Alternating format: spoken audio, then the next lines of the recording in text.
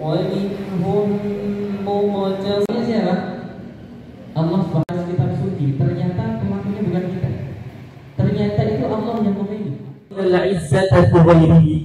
Kalau kita itu berusaha mencari kemuliaan, antum berusaha untuk mengukir prestasi, antum berusaha untuk mencari kemuliaan di mata orang, tetapi dengan mengesampingkan ajaran Islam, dengan meninggalkan Al-Quran, maka Allah akan menghinakan kita di situ. Tidak ada kemuliaannya di situ.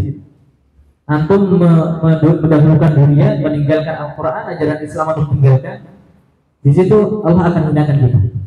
Dan Allah akan memuliakan umat Islam ini ketika apa? Ketika kita benar-benar memperhatikan apa yang Islam ajarkan dan kita selalu dekat dengan Al-Quran. Nah, selanjutnya, nah ini Al-Quran adalah kemuliaan. Al-Quran adalah kemuliaan. Sekarang anak tanya kamu, malaikat yang paling mulia siapa? Sepakat Jibril? Ya, malaikat yang paling mulia adalah malaikat Jibril. Kenapa malaikat Jibril menjadi malaikat yang paling mulia? Karena menyampaikan Al-Quran. Karena malaikat Jibril adalah malaikat yang menjadi perantara turunnya Al-Quran. Jadi antum lihat, setiap yang bersinggungan dengan Al-Quran dia pasti mulia. Malaikat Jibril, sebenarnya kan malaikat itu kita tahu ya, sifat malaikat itu apa? La ya'sunallaha ma amarahum wa yaf'aluna ma yu'marun. Malaikat itu selalu taat dan gak pernah maksiat sedikit pun. Itu sifat dasarnya malaikat. Tetapi malaikat Jibril bisa menjadi malaikat yang lebih utama dari yang lain. Kenapa? Karena beliau adalah malaikat yang menjadi perantara turunnya Al-Quran. Maka karena malaikat Jibril adalah malaikat yang menjadi perantara turunnya Al-Quran, maka ia menjadi malaikat yang paling mulia. Jadi apapun yang disandingkan dengan Al-Quran, maka ia akan mulia. Sekarang, siapa manusia yang paling mulia? Siapa? Nabi Muhammad Sallallahu Alaihi Wasallam. Kenapa Nabi Muhammad bisa menjadi manusia yang paling mulia? Karena Nabi Muhammad adalah manusia yang Allah turunkan kepadanya apa? Al-Quran. Maka karena Al-Quran turun kepada beliau menjadi manusia yang paling mulia di antara seluruh manusia. Ya, semua yang disandingkan dengan Al-Quran, maka pasti ia akan mulia. Bulan yang paling mulia bulan Ramadan. Kenapa bulan Ramadan adalah bulan yang paling mulia? Karena bulan Ramadan adalah bulan turunnya Al-Quran. Siapa itu Ibnu Azhar? Apa kata Nabi? Maula min mawalina. Dia adalah mantan budak di antara budak-budak. Makin heran lagi umat. Kok bisa Mekah, kota yang mulia, diberikan komandonya kepada seorang mantan budak? Kemudian ditanya, kenapa engkau memberikan nama kota Makkah itu kepada Ibnu Azhar tadi, dia merupakan mantan budak? Apa kata Nabi? Innahu laqari'un li kitabillahi 'alimun bil faraid. Karena sesungguhnya dia adalah seorang yang pandai ilmu Al-Quran, pandai membaca Al-Quran, punya hafalan Al-Quran, dan dia adalah seorang yang pandai dalam ilmu faraid. Kemudian Umar bin Khattab mengatakan, sungguh benar apa yang Rasulullah Sallallahu Alaihi Wasallam sampaikan, Inna Allah yarfa'u bihadzal kitabi aqwaman wa yad'u bihi akharin. Sesungguhnya Allah itu mengangkat derajat suatu kaum dengan Al-Quran, dan Allah juga menghinakan derajat suatu kaum dengan Al-Quran. Semakin kita dekat dengan Al-Quran, kita makin tinggi derajatnya. Semakin kita jauh dengan Al-Quran, maka semakin rendah derajat kita. Para santri yang Allah Subhanahu Wa Taala menjaga, kita akan masuk ke dalam materi. Ini adalah salah satu sirrun najah, kunci kesuksesan. Kunci kesuksesan. Sirrun najah artinya kunci kesuksesan. Anda tanya dulu ke Anda, siapa yang di sini target hafal 30 juz, 20 juz? Baik, yang pengen hafal 10 juz, Baik. Yang pengen hafal 5 juz. Ini kenapa belum ada yang angkat tangan ya? Atau berapa? 40 juz. Berapa ini? 3 juz. Berapa target minimal tuh? 5. Kalau MTS sepertinya 3 ya, insyaallah. Ini yang penting ya kita. Ini kita masuk di yang pertama. Karena lihat masih kurang semangatnya. Itu untuk catat ya, itu untuk catat. Kunci susunan ada 2. Pertama al-iradah, yang kedua al-idarah. Al-iradah wal idarah. Ra sama dalnya dibalik aja. Al-iradah wal idarah.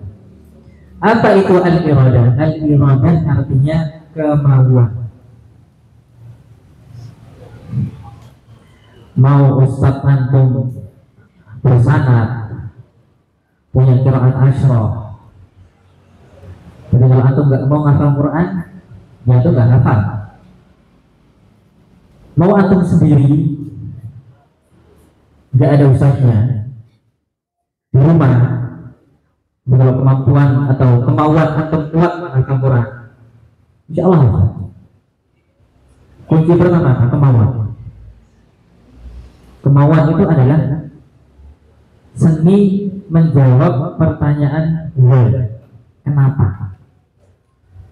Kenapa kita menghafal Al-Quran? Itu harus kuat. Kalau jawaban dari pertanyaan why ini lemah, semangat antum lemah.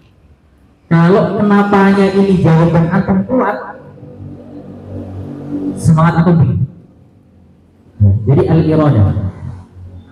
Nanti al-idarah nih ya, antum artikan dulu ya. Al-iradah artinya kemauan. Al-idarah artinya manajemen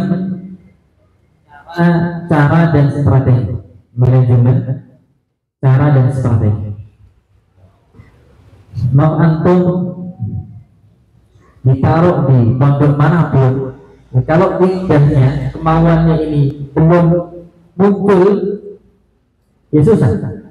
Jadi PR-nya para asatidzah, para ustadzah, ini memunculkan iradahnya dulu, memunculkan kemauannya dulu. Gimana caranya biar santri itu semangat menghafal Quran? Apakah boleh memberikan hadiah? Boleh. Berikan hadiah itu boleh. Memberikan reward boleh. Ya, memberikan reward boleh. Ya. Ya, jadi PR kita adalah al-iradah.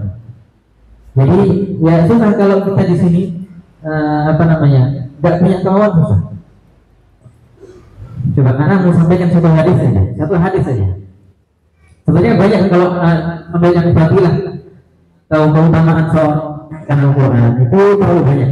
Anak sampaikan satu hadis. Rasulullah SAW bersabda, ini pembahasan tentang al-iradah. Yuqalu bil Quran. Nanti di hari kiamat dikatakan kepada penghafal Al-Quran. Kita semua penghafal Quran insyaallah. Katakan kepada kita penghafal Al-Quran, Iqra, baca. Warattil kama kunta, Iqra, baca. Wartaqi, dan naik. Baca dan naik. Warattil kama kunta turattil fid dunya, dan bacalah dengan tartil seperti ketika kamu membaca ketika di dunia.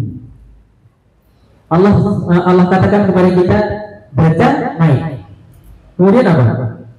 Fa inna manzilataka, nanti wahai para penghafal Al-Quran, fa inna manzilataka, maka sesungguhnya derajat kamu inda akhiri ayatin taqra'uha, itu ada pada ayat terakhir yang kamu baca. Contoh, Iqra, baca. Apa yang pertama kita baca? Al-Fatihah. Bismillahirrahmanirrahim. Alhamdulillahi rabbil alamin. Ar-Rahmanir-Rahim, Maliki yaumiddin, Iyyaka na'budu wa iyyaka nasta'in. Sebab selesai Al-Fatihah, Amin. Baik. Setelah Al-Fatihah apa? Al-Baqarah atau Anas? Al-Baqarah hafal ya? Al-Baqarah misalnya. Alif lam mim. Dzalikan kitabul la raiba fihi hudan lil muttaqin. Hafal juz 1 naik. Hafal juz 2 naik. Juz 3 naik. Juz 3 mentok juz 30 misalnya. Juz 30 naik. Selesai hafalannya, ya udah, dia di situ. Jadi atau bisa menyimpulkan sendiri. Yang paling tinggi derajatnya adalah seorang yang menghafalnya paling banyak atau tinggi? Paling banyak. Kabar gembira lainnya apa? Kabar gembira lainnya Allah Subhanahu wa ta'ala berfirman, alladzina amanu, orang-orang yang beriman, wattaba'athum dzurriyyatuhum biiman, diikuti dengan keturunan yang beriman, alhaqna bihim dzurriyyatahum, maka kami akan kumpulkan keturunannya itu bersamanya. Wa ma alatnahum min 'amalihim min syai', dan kami tidak merugikan salah seorang di antara mereka. Coba kita lihat. Antum sekeluarga ada 5 orang. Tentu 5 orang ini amalannya beda-beda. Semua beriman, amalannya beda-beda, termasuk hafalan Qur'annya beda-beda. Coba kalau kita hitung dari hafalan Qur'annya saja. Jadi janji Allah apa? Janji Allah akan mengumpulkan semua dan tidak ada yang dirugikan. Misalkan antum menghafal 30 juz. Amin. Kemudian ada orang tua antum yang qadarullah baru bisa menghafal juz 30. 30 juz sama juz 30. Kira-kira di mana Allah akan mengumpulkan mereka? Di 30 juz atau di juz 30 atau di juz 15 tengah-tengah? Di mana? Allah akan mengumpulkan mereka semua dan tidak ada yang dirugikan. Kalau dikumpulkan di bawah, maka antum rugi. Antum sudah 30 juz, tapi derajatnya di mana? Di bawah rugi. Kalau di tengah-tengah, antum rugi juga. Ya. Udah 30 juz, ditaruh di derajat 15 juz, rugi. Wa ma alatnahum min 'amalihim min syai', kami tidak akan merugikan salah seorang pun di antara mereka. Berarti nanti antum ketika hafal 30 juz, antum akan menaikkan derajat umi antum. Antum akan menaikkan derajat adik antum. Antum akan menaikkan derajat kakak adik antum. Insyaallah. Ya. Antum jangan anggap ngafal Quran itu sepele dan apa sih? Ya ini antum kalau mau berbakti sama orang tua antum. Ini rahasianya itu. Kalau kamu berbakti, wallahi orang tua antum seminimal-minimalnya ketika tahu atau dengar antum baca Quran bagus, mereka senang luar biasa. Mereka senang luar biasa. Baca Quran bagus, mereka senang luar biasa. Wah, antum kira ngapain orang tua antum masukin antum ke pesantren? Kalau orang tua antum pengen nilai akademik yang bagus, orang tua antum masukkan antum ke SMP, ke sekolah-sekolah negeri.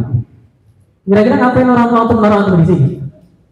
Supaya antum bisa baca Quran, supaya antum bisa ngapal Quran. Kalau antum pengen berbakti, hafalkan Quran itu. Serius, maksudnya serius. Ya. Jangan anggap sepele, ya. Anggap serius. Niatkan berbakti kepada orang tua antum. Itu bentuk bakti yang paling bagus dan paling cocok untuk antum. Ya. Antum bacaan Qurannya baik, akhlaknya baik. Wallahi orang tunggu lihat antum tuh sejuk. Itu doa orang tua antum yang Rabbana hab lana min azwajina wa dhurriyyatina qurrata a'yun itu menjadi penjuk pandangan mata. Itu antum ketika dilihat orang tua antum baru sholat tahajud, ketika antum pulang sholat tahajud baca Quran kemudian bacaannya merdu, masya Allah. Itu orang tua antum harus senang luar biasa. Ya. Itu antum akan menjadi penyejuk pandangan mata orang tua antum di dunia sebelum nanti di akhirat. Antum memuliakan orang tua antum di dunia sebelum nanti orang tua antum mulia juga di akhirat. Ya. Nasihatnya serius. Ya. Mulai semangat lagi apa? Mulai semangat lagi. Nah, setelah selesai masalah ibadah, setelah selesai masalah kemauan, oke, Bismillah, Quran.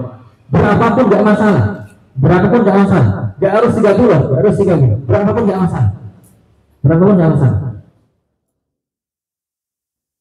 Setelah antum punya kemauan, punya tekad untuk menghafalkan Quran, baru masuk di dalam menghafal. Bagaimana strateginya supaya antum bisa hafal Quran? Ini penting. Ya. Karena dengan strategi yang salah nanti antum kesusahan. Gimana caranya antum bisa setelah semangat? Gimana caranya dia? Mana strategi gimana? Biar antum bisa mulai hafal Quran. Di slide setelah. Ya, ada 4 prinsip dalam menghafal Al-Quran. 4 prinsip dalam menghafalkan Al-Quran. Dan ini waktunya sepertinya kritis. Oke, kita agak bersama. Yang pertama, pastikan bacaannya benar. Pastikan bacaannya benar. Ini PR-nya asatidz dan ustadzah. Karena kita nggak mungkin bacaan Qurannya benar sendiri, nggak mungkin. Harus ada yang membenarkan, harus ada yang mencontohkan. Insya Allah ustadz yang dia ada di depan antum ini, masya Allah, luar biasa dia. Pengalamannya sudah banyak, pengalaman di sini banyak, pengalaman di luar juga banyak, masya Allah. Ya. Anak pernah ketemu beliau dulu sama-sama menjadi musyrif tahfidz di Kafilah International Sunday School. Ya. Baik, pastikan bacaan benar. Apa? Itu terbebas dari lahan jali. Lahan jali itu kalau bahasa gampangnya kesalahan yang fatal. Lahan jali itu kesalahan fatal. Apa saja kesalahan fatal itu? Salah harokat, salah huruf. Harusnya harokat fathah atau baca kasroh. Alhamdu atau baca bi atau alhamdu atau bacanya alhamdah. Itu kesalahan yang fatal. Atau harusnya pendek atau baca panjang. Harusnya alhamdulillahi atau baca alhamdulillahi. Itu sudah salah. Alhamdulillahi itu salah. Atau harusnya alhamdu atau bacanya alhamdu. Alhamdu itu salah. Itu kesalahan yang fatal. Merubah makna, soalnya merubah makna. Dan lahn khafi. Lahn khafi adalah kesalahan yang nampak oleh orang-orang yang paham tajwid. Jadi yang tahu kesalahan khafi adalah orang-orang yang paham tajwid. Contohnya apa? Contohnya miqdarul gunnahnya kurang lama atau matnya kurang panjang. Nah itu lahn khafi. Terbebas dari lahan jali, kesalahan fatal itu wajib. Jadi para ustadz, para asatidz, para ustadzah, jangan bolehkan santrinya itu hafal sebelum dia itu bisa baca Quran. Nggak salah-salah bacanya. Kalau dia bacanya masih salah-salah, kemudian dibiarkan untuk hafal Quran, nanti bacaannya atau nanti hafalannya salah-salah. Jadi nanti sama aja. Hafal Quran tadi hafalannya apa? Salah semua. Jadi pastikan dia bisa baca Quran dengan benar dulu, baru dia kita perbolehkan untuk menghafal. Itu yang pertama. Yang kedua, ditulis sini ya. Pastikan bacaan. Yang kedua, hafalkan secara perlahan. Nah ini penting. Antum kalau pengen hafal, tadi ada yang pengen 10 juz misalnya. Oh 10 juz, antum harus bisa bikin target. Jangan misalkan, oh 30 juz banyak banget ya. Segini masa bisa sih? Enggak. Kayak antum misalkan yang cowok-cowok misalnya pengen daki di mana? Paling tinggi mana? Kurang tinggi, mana lagi? Kurang tinggi. Everest misalnya. Pengen daki Everest misalnya. Antum kalau bayangkan sekarang lihat berita banyak yang kedinginan meninggal, banyak yang tak kuat, segini. Kalau antum bayangkan sekarang itu mustahil gitu. Mustahil. Nggak pernah latihan misalnya, jadi mustahil. Tapi itu akan menjadi mungkin ketika apa? Ketika antum mulai step by step. Antum mulai dulu dari Gunung Agung, setelah itu Perahu, setelah itu Merapi, Merbabu, Lawu, Rinjani, Selamat. Ketika itu antum sudah lewati semua, Jaya itu antum melewati semua. Everest menjadi sangat mungkin sekali. Ya. Juga 30 juz sudah gitu. 30 juz itu enggak langsung 30 juz itu enggak. Itu menghafalkan satu ayat. Ya, satu ayat. Perlahan. Ya, perlahan. Jangan pindah ayat sebelum lancar. Ini penting. Kadang banyak pesantren yang mementingkan kuantitas. Oh, hafal 30 juz. Dites bisa. Oh, hafal SD hafal 15 juz. Ketika masuk SMP disetorkan lagi, nggak bisa. Karena banyak kayak gitu ya. Ada santri kami dulu, dia masuk, jadi lulus SD hafal 13 juz, masuk SMP. Lulus SD hafal 13 juz, lulus SMP hafal 5 juz. Hafalannya berkurang. Karena hafalan yang 13 juz dulu itu lewat aja, nggak pernah murojaah, dan hafalannya nggak lancar. Setorkan selesai, sehingga hafalannya hilang semua. Maka hafalkan secara perlahan. Jangan pindah ayat sebelum lancar, jangan pindah halaman sebelum lancar, dan jangan pindah juz sebelum lancar. Jangan mengeluhkan juz'iyah susah. Enggak, juz'iyah itu kalau aku susah sih, sedikit-sedikit, perlahan. Juz'iyah misalkan 1 juz susah, ya udah setorkan 5 dulu, 5 halaman dulu setorkan, 5 halaman setorkan, 5 halaman setorkan, 5 halaman setorkan. Selesai, setorkan setengah juz, setorkan. Selesai, baru setorkan 1 juz selesai. Lama Ustaz? Enggak, itu enggak lama. Lebih lama antum persiapan juz'iyah itu bisa 1 bulan itu enggak setorkan. Dan entah itu bisa lancar atau enggak. Tapi kalau dengan cara step by step itu, perlahan itu, insya Allah lancar. Sepertinya kita mikirnya lama, tapi enggak terlalu lama, karena progresnya ada. Dan insya Allah setelah juz'iyah itu lancar. Ya. Kalau Ustaz nggak memfasilitasi, store kita mana dulu? 1 halaman. Sudah selesai 5 halaman. Sudah setengah halaman, setengah juz. Sudah langsung 1 juz ke musyrikhnya. Ya. Baik. Setelahnya itu hafalkan secara perlahan, jangan buru-buru. Yang ketiga adalah setorkan. Nggak boleh hafal sendiri. Itu hafalannya berapa? Yang udah disetorkan 2 juz, yang belum 5 juz. Enggak, berarti 2, bukan 5, bukan 7. Ya, hafalannya 2. Yang dianggap hafalan adalah yang disetorkan. Belum disetorkan, belum dianggap hafalan. Kenapa? Karena Rasulullah mencontohkan. Rasulullah itu setiap bulan Ramadan itu baca Quran sama Jibril. Itu Rasulullah. Ya. Masa kita baca sendiri aja? Ya. Dan manusia tidak terlepas dari kesalahan. Pasti antum sebagus apapun bacaannya, pasti nanti ada kesalahan ketika antum setor ke ustaz atau musyrik antum. Anda pernah pengalaman membaca, saat itu kita ada seorang ustaz yang beliau punya qiraat sab'ah, punya sanad jumlahnya 7 sanad qiraat sab'ah. Anda menyetorkan kepada beliau setoran sanad ya, setorannya per juz. Jadi satu misalnya kan langsung. Ketika ada salah dikit, mundur. Salah satu. Salahnya bukan salah lupa, salahnya kepeleset dikit atau enggak diketok sekali, mundur. Ulang dari awal juz. Salah dikit mundur ulang dari awal juz. Sampai anak juz surat An-Naml, juz ke-19.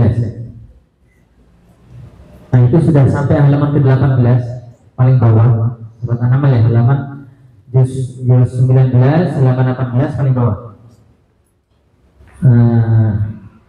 Wa inni mursilatun ilaihim bihadiyatin fanadhiratun bima yarji'ul mursalun. Harusnya gitu.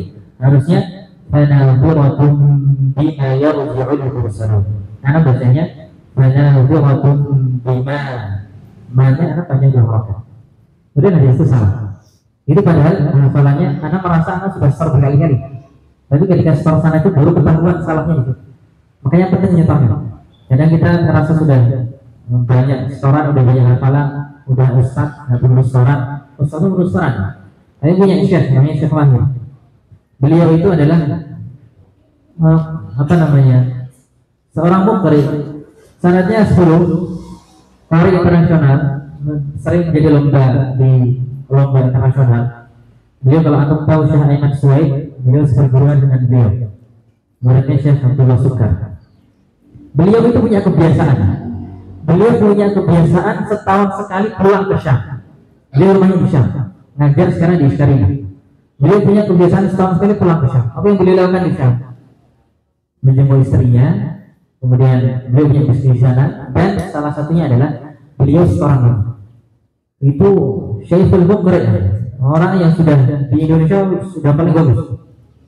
Jadi beliau tetap menyampaikan setoran. Kita kadang udah ustaz Tadi ngerasa sudah dulu dan jarang setoran. Nah, setoran itu penting. Karena bahkan Rasulullah mencontohkan dan manusia tidak terlepas dari kesalahan. Lanjut dan yang keempat, dawamkan. Dawamkan itu adalah kita istiqomah. Dawamkan itu artinya rutinkan. Dawam itu bahasa Arab ya. Rutinkan. Dawamkan itu rutinkan.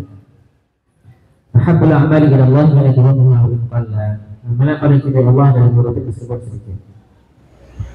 Oke, lanjut dan lanjut lagi 7 langkah. Nah, insya Allah akan sampaikan dalam 7 menit. 7 langkah, sampaikan 7 menit supaya nggak terlalu lama. Langsung yang pertama, 7 langkah menghafalkan Al-Quran. Yang pertama adalah ini antum, anak bacakan, antum tirukan ya. Yang pertama, Du'aullahil Ghaffar.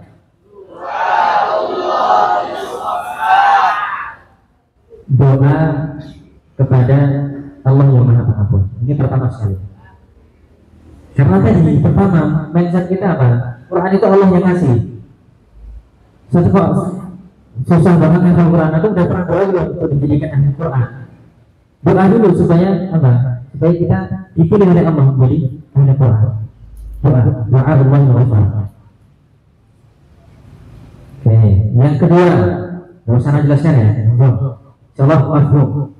Yang kedua, kasratul istighfar. Kasratul istighfar. Oke, ibarat hati itu kalau kita ibaratkan gelas. Kalau kita sering maksiat maka hati itu kotor. Gelas kalau kotor, atau mau minum di situ, atau mau isi dengan air yang jernih. Kalau hatinya kotor nanti airnya jadi apa? Jadi kotor. Maka kita perlu istighfar dulu supaya hati kita bersih, supaya gelasnya bersih, baru kita isi dengan apa? Ya, itu kasratul istighfar. Kalau para ulama mengistilahkan dengan at-tahliyah, at-tahliyah, at-tahliyah. Dikosongkan dulu baru dihias. Kosongkan baru dihias. Hati ini kita kosongkan dulu dari apa namanya noda-nodanya, baru kita hias dengan Al-Quran. At-tahliyah pakai kha, qabla at-tahliyah pakai ha. Itu yang kedua. Yang ketiga, al-bad'u bis-suwaril qisar. Kurang keempat, al-bad'u bis-suwaril qisar. Memulai dengan surat pendek. Bagus mulai dari juz 30, juz 9, 28. Makanya kalau Anda lihat santri-santri yang sudah hafal dari SD, mereka hafalnya dari belakang. Karena memang lebih mudah menghafalkan surat yang pendek. Ayat-ayat yang pendek itu lebih mudah. Ya. Oke, al-bad'u bis-suwaril qisar, memulai dengan surat-surat pendek. Jadi ketika kita mulai dengan surat pendek, kita terbentuk mindset ngafal itu gampang. Yang lebih gampang ngapalin